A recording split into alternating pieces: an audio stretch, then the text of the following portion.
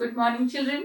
आज हम आपके लिए लेकर आए हैं भाषा बोध, यानी कि निराली का जो हम पाठ पढ़ रहे हैं, निराली का फैसला, इसी का एक हम शब्द अभ्यास आपको कराने जा रहे हैं। ये आपकी टेक्स्ट बुक में भी आपको दिया गया है, पेज क्रमांक 26 पर। अगर आप देखोगे तो पेज क्रमांक 26 पर यहाँ भाषा बोध के अंतर्गत एक अभ्यास दिया गया है, जिसमें आपको श और स के अंतर्गत, यानी कि दिया हुआ है, उस हेडिंग में दिया है बोल बोल कर पढ़ो। यहाँ पर कुछ शब्द आपको दिए गए हैं शाह वाले और कुछ शब्द दिए गए हैं सा वाले।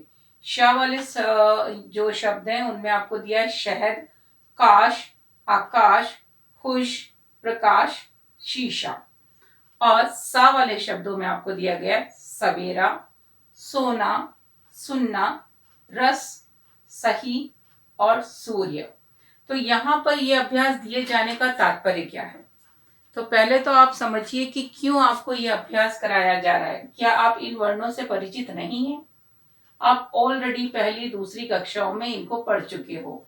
ये है श और ये है स। तो सबसे बड़ी बात है, ये आपको सिखाने का तात्पर्य है कि इनका उच्चारण कैसे होता है। जैसे इंग्लिश में आप बोलते हो तो इसका उच्चारण कैसे जाता है? SH, श।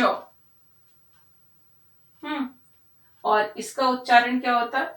S, सा वाला। तो जैसे आप यहां बोलते हो, इससे कुछ हम शब्द लिख लेते हैं। जैसे आप बोलते हो शक्कर, ठीक है, चाय में शक्कर कम है, शक्कर। आपने बोला वो बहुत शरीफ इंसान है। कैसा इंसान है? शरीफ। ठीक। अगर आप बोलो कि मुझे सुबह सुबह आपसे बात करनी है, सुबह, तो ये हुआ सुबह।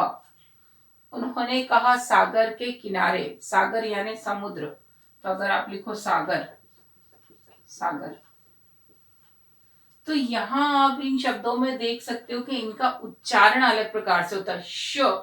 श को बोलते समय हमको थोड़ा जोर देना पड़ता है। श पूरी जबान के साथ हमारा श, एक हवा जो है वो मुख से जोर के प्रेशर के साथ बाहर आती है। ये वाले व्यंजन ऊष्म व्यंजन, जब अब आप आगे की कक्षाओं में जाओगे तो ये जो श, स, ह, ये ऊष्म व्यंजन कहलाते हैं। इनको बोलते हैं शक्कर। तो बोलते समय हमको थोड़ा जोर लगता है। उसी प्रकार शरीफ है ना, लेकिन जब हम इसको बोल रहे हैं सुबह, सुबह, श नहीं है, ये सा है, सुबह। सागर। तो कुछ और शब्द हम इनके देख लेते हैं, जहां यहां हम लिख सकते हैं शलगम, ठीक। और आप क्या बोल सकते हैं शलगम के अलावा? शॉल।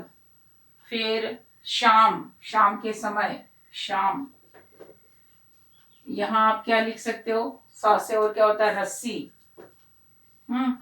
साया, रस्सी। फिर सवेरा, सूर्य, समुद्र।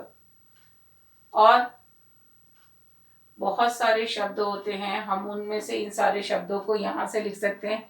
सुमन, कुसुम, सुमन। तो एक चीज आपको ध्यान ये रखना है कि इन शब्दों का प्रयोग करते समय आपको उच्चारण का ध्यान भी जरूर रखना है। आप लोग बोलते समय कई बार श और सा के अंतर को भूल जाते हो। हम बोलते हैं आकाश की ओर देख रहे थे, तो आकाश जब हम बोलते हैं तो ये लिखा जाएगा आकाश। अगर हम इसको इस श के उच्चारण की जगह आकाश बोल दें, आकाश, तो वो गलत है। आकाश है यानी कि श शक्कर वाला है, और उसे हम श, उच्चारण शाही होगा। SH, श का उच्चारण निकलता है।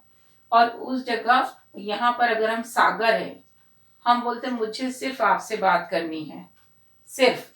तो अगर मैं बोल रही हूँ सिर्फ आपसे बात करनी है, सिर्फ की जगह मैं बोलूं सिर्फ, तो सिर्फ सही होगा?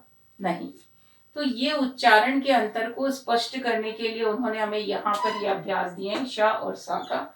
तो आप लोगों को इन शब्दों को लिखना तो है ही, वर्तनी को समझना है, लेकिन इनको बोल के अभ्यास करना है। किस प्रकार अभ्यास करेंगे? स, श से शक्कर, शरीफ, शलगम, शाम, आकाश। स से सुबह, सागर, रस्सी, सुमन, सिर्फ।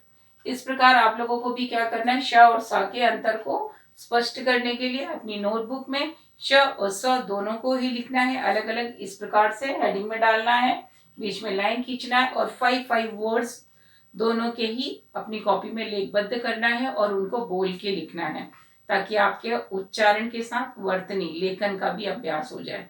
तो ये अभ्यास आप अपनी नोटबुक में करेंगे प्रश्नोत्तर के बाद। और हम मिलेंगे आपसे अगले मॉड्यूल में, तब तक के लिए